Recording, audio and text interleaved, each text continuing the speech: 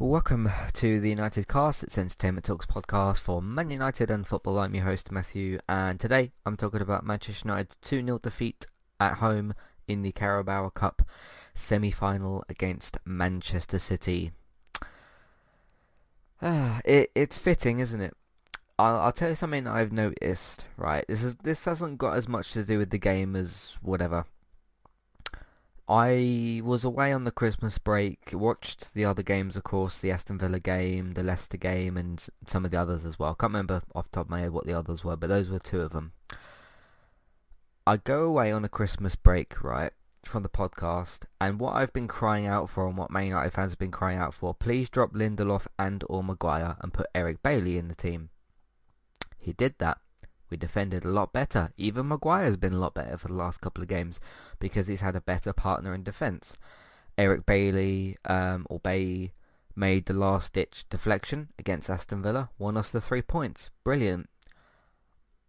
Then I look at this game and think, okay, I'll come back today. It's a semi-final, it's a big game. It's a Manchester Derby semi-final. I can't really miss that for the podcast. I come back, and Lindelof is back in the team.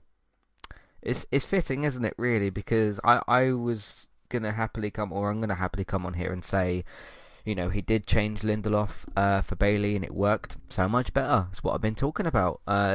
Some combination of including Twanzebe and or Bailey in place of Lindelof and or Maguire. Some kind of combination of that is what I was asking for.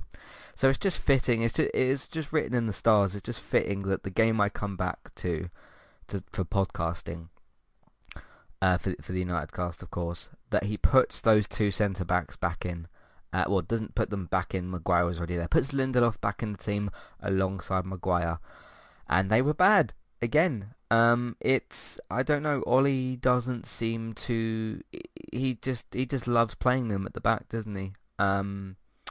Because Lindelof was injured or was rested or something, wasn't he? Something like that anyway. And then he put Bailey in the team. It's things like that do make you question Ollie's judgment more than anything.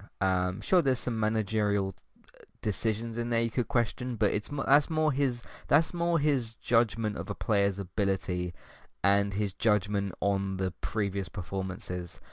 I actually don't like coming on this podcast and saying, oh, Lindelof and Maguire, they did this wrong and that wrong and this wrong and that wrong. But I'm going to mention it if I feel like it happens. And I would have absolutely mentioned that in the last couple of games, if I did the podcast for them, I was on a Christmas break, like I said, I would have absolutely mentioned how much more improved our defence was. Yes, we let the 2 goals in against Leicester. That was unfortunate. But other than that, the last few games have been very, very good defensively, and we've put Eric Bailly in the team. What myself and many Manchester United fans are asking for. There's 2 really big mistakes, and they're very cliched Ole Gunnar Solskjaer mistakes that he's made in this game. One of which is just almost offensive. Because I tell you what, I feel very, very, very sorry. I feel very, very sorry for Donny van de Beek. You look at this game, right? This game specifically. Lindelof and Maguire at the back. Both make mistakes for both goals.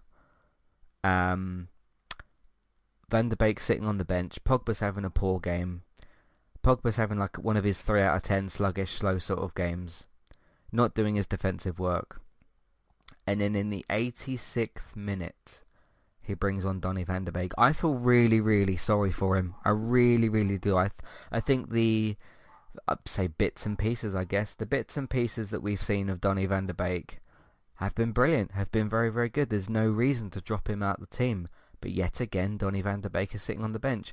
And in a game where it's just blatantly obvious, okay, you've got to take Pogba off for Donny, or for Greenwood, or for...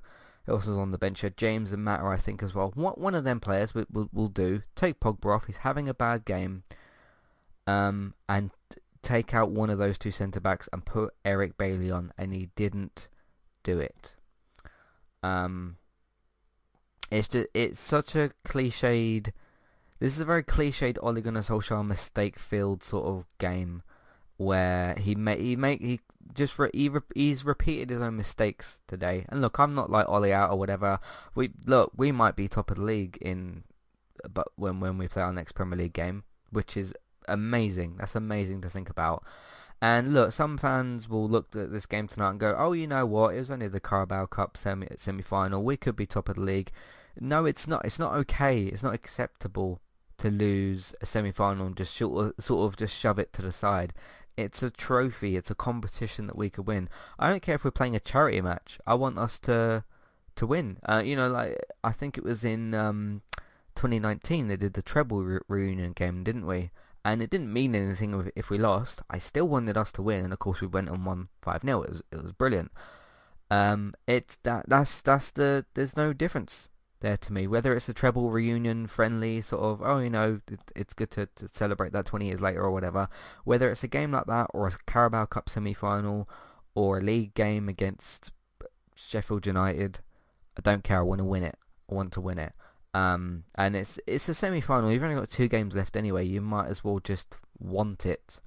So no, yes, sure, we could be top of the league in however many days' time. If we beat, I'm sure it's Burnley next that we've got. I'll have an actual look in a minute at the fixtures. But yeah, yes, we could be top of the league. That would be brilliant. That would be absolutely amazing. I'm not taking anything away from that, but you can't just accept, just because that's a factor, that we can just lose a semi-final of a cup competition. No, it's not. It's not good enough. Didn't really get into the game today. There was a few spells. I don't feel like we actually had that many clear-cut chances. I don't remember too many clear-cut chances. Defensively poor again. Midfield, we struggled to get hold of the ball. I think Pogba contributed to that. Rashford and Martial, I thought, had a bit of an unlucky game. Bruno did seem very off. I would be surprised if Bruno wasn't completely exhausted at this point. What was the last game that he didn't play? When was the last time that we rested him? I think if I remember correctly, the West Ham game where we came back to win 3-1, he didn't start that game, did he? But he did come on, so he still played in that game. So he's played every game so far this season, I think. Now you can't make that excuse for... You can make that excuse for Maguire a little bit because he's been the captain. He's played every game, but you can't make that excuse for Lindelof because he just sat out of like 2 or 3 games, didn't he? So, the goals, from that cross, Lindelof and Maguire just don't attempt to kick the ball away. Lindelof sort of does, but doesn't really try hard enough. Maguire just looks at it as it goes past him. I mean, what is that? Are you Manchester United centre back, or are you just watching the game? And then the second goal, what was it? It was a corner, wasn't it? Got headed out to Fernandinho or Fernandinho. Smashes it in the bottom left corner. It's a good shot, but Lindelof and Maguire are there again. They are. You can go back and watch the highlights later when they're uploaded onto YouTube or whatever. They are right there. Lindelof and Maguire just watch that ball go in as well with the second goal. So it's like, again, why are you playing those two as a centre back? He's obsessed with it. And I just hope that in the long run, because yes, we're still in a good position for the league and that we are in a title race. Whether or not we can win the league is a different question. There's a lot of games left to be played, but we're in a good position certainly. I just really, really hope that this centre back pairing doesn't cost us the league title.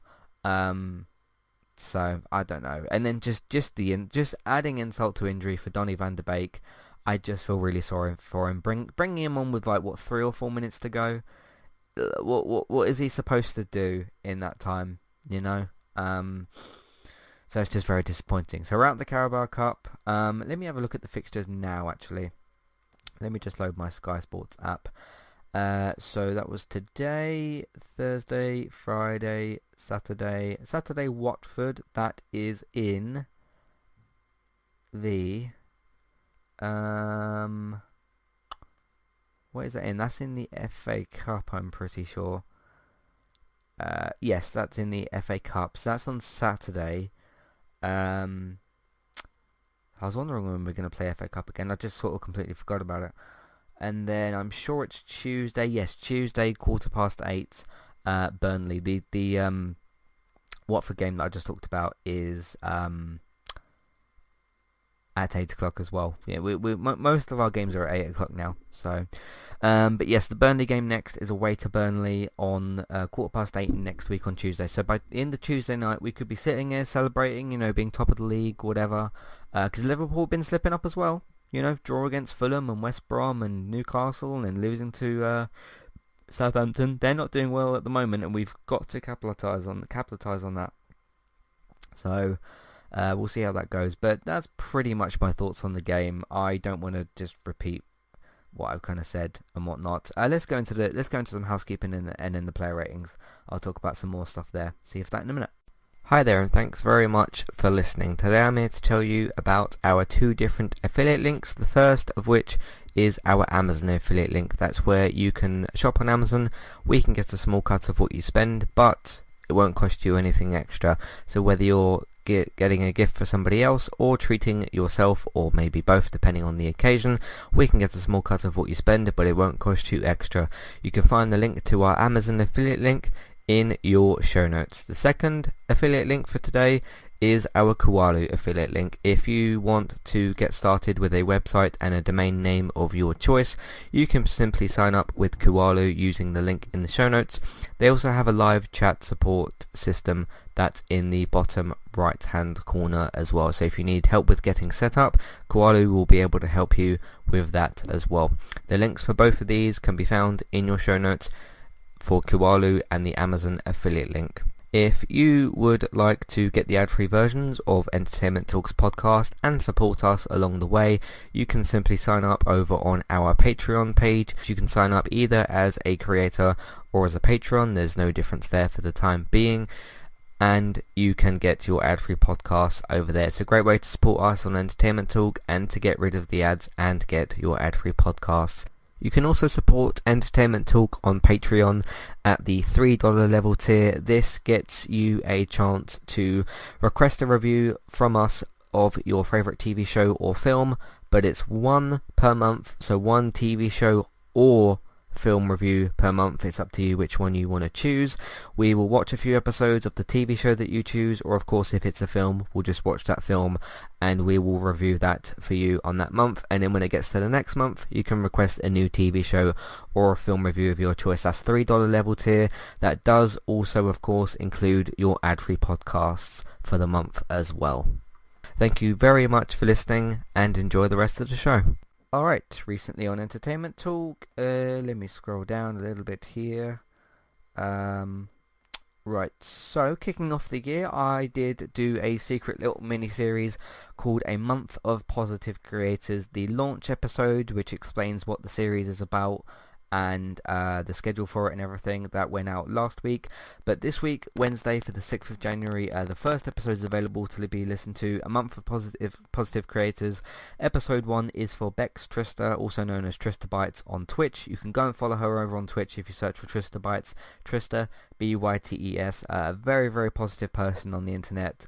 Definitely go and follow her over on either Instagram or Twitter or YouTube and Twitch. She's on all those sorts of different platforms. I put all the links to her information in the show notes for that episode, but go and follow Beck. She's a very, very positive person, and it's just my way of trying to put something positive out there for the start of the new year. 2020 wasn't great for a lot of reasons, and I just thought that it would be good to, I'm going to do the series next year as well. This isn't just because 2020 wasn't very good, but it's a good way to kick off the year and to just be positive at the start of the year as well, at least put my efforts out into doing that. So go and listen to me talking about Bex, and then of course you can go and check out her work over on the various different platforms. What else we got here? We did the best and worst of 2020 podcast, so that was for TV, video games and films. Myself, David and Gray talking about the most disappointing, worst and best TV shows, games and films. And I also talked about the best and worst player of 2020 for Manchester United, which was Bruno Fernandes for the best player and Harry Maguire for the worst player for the year. I also did do a follow-up, a second part to it if you will, called Deciding the Best and Worst of 2020 for TV, video games and films. That one is just for my list. Obviously I sort of recorded the decision-making process, if you will. But please listen to the main episode first, which is the best and worst of 2020, And then once you finish that, you can then listen to the Deciding the Best and Worst of 2020. So have a look out for all those. Did a podcast simply talking about the top 5 best Netflix shows. So you can check that out if you want to know what I think is the best things on Netflix. Don't skip review for The Lion King, the 2019 live action sort of remake. I talked about that, gave that a don't skip rating. I thought it was relatively good. As I said, the best and worst of 2020 podcast, TV, video games and films. Last year, at the end of last year, we did do our Cyberpunk 2077 spoiler-free impressions. That was after a few hours worth of gameplay. Must-see review for the second season of the Disney Plus Star Wars series The Mandalorian. And that's pretty much what we've been up to on entertainmenttalk.org and on podcast platforms. Let's go to the lineup. Dean Henderson, I'll give him an average 6. I don't think the goals were his fault. I thought that he did make a couple of good saves apart from those instances, but I'll give him an average 6. It was fine. Wan-Bissaka again out of position on multiple occasions. He's just, I don't know, sometimes he thinks he's a centre back. He likes to go and hug Victor Lindelof, which isn't a very good thing. But I'm going to give him a 4. Lindelof and Maguire as a pair. I usually give them the same rating, don't I? But Lindelof and Maguire, I'm going to give them both a 2. I thought that they were terrible again. I thought that the mistakes that they made for the goals were horrendous and just stupid and just basic. So I'll give them both a 2. Luke Shaw, I'm going to give him a 6. Thought he had an averagely good game. He got involved more than the other defenders. He had a better game than them. But I thought he had an alright game. I thought it was alright all around. Fred, yet again, I thought had a good game. Just gets stuck in, makes a couple of good passes. Made a good pass to Rashford at a certain point. So that was really good. I'll give him a 7. Scott McTominay, I thought he struggled today. I thought he struggled to know what to do in the attack. I thought defensively he wasn't all that great either. I'm going to give him a 5. Paul Pogba had another one of his poor games for Manchester United. Just sluggish and slow and I don't know. I'll give him a 3. Bruno Fernandes didn't have quite as good as a game as what he usually does, but, you know, it has taken a lot of games to get to that point. I'm going to give Bruno I think either a 6 or a 7. I'll go 6.5, whatever. Just wasn't quite at the races today, but nobody really was necessarily. So I'll give him that. Marcus Rashford, just offside too many times today.